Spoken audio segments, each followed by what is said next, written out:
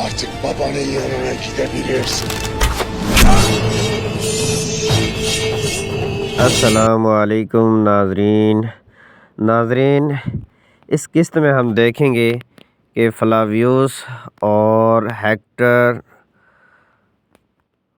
برسا کا کماندار بھی یہاں پر موجود ہوتے ہیں۔ انہوں نے فلاویوس کو پکڑا ہوا ہوتا ہے اور فلاویوس سے برسا کا کماندار کہتا ہے کہ میں نے تمہارے باپ کو مارا ہے اور اب تجھے بھی تمہارے باپ کے پاس پہنچا دیتا ہوں۔ اتنے میں اورحان صاحب آ کر برسا کے تدفور کو نشانہ بناتے ہیں تیر سے، اور یہ اسپارچا خاتون کے ساتھ مل کر ہیکٹر اور برسا کے تدفور کے خلاف شاروز کے خلاف جال ہوتا ہے اور اسے جال میں پھنسا لیا جاتا ہے اور وہ دونوں فلاویوس کو بچاتے ہیں اور ان پر حملہ کر دیتے ہیں۔ در حقیقت سچائی سب کے سامنے عیاں ہو جاتی ہے اور یہاں پر اورحان اور ہیکٹر کی جم کے لڑائی ہوتی ہے اور اسپارچا خاتون فلاویوس کی رسیاں کاٹ ڈالتی ہے اور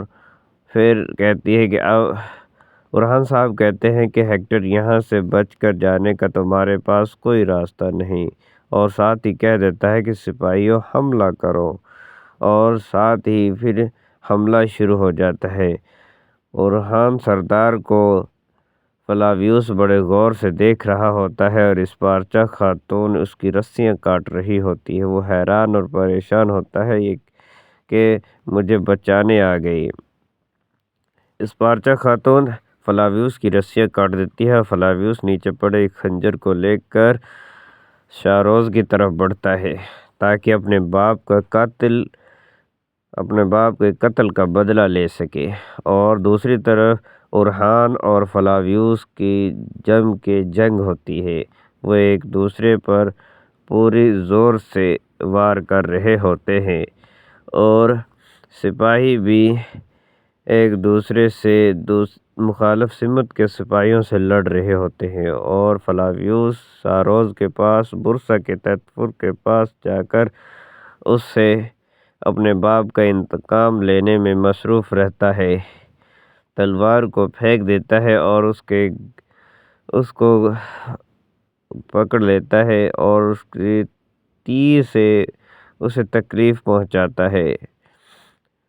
ناظرین، یہاں پر ہم دیکھیں گے اسپارچا خاتون بھی پیچھے کھڑی ہوئی اورحان صاحب کا منصوبے میں اس کا ساتھ دے رہی ہوتی ہے اور فلاویوس کا بھی ساتھ دے رہی ہوتی ہے۔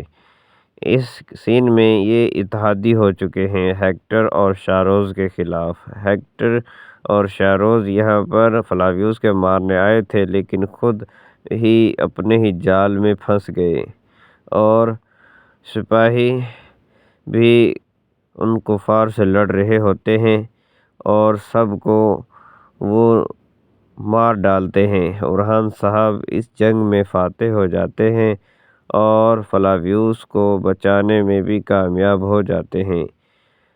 ہیکٹر اور اورحان صاحب کی ایک طرف جنگ ہو رہی ہوتی ہے، دوسری طرف اورحان غازی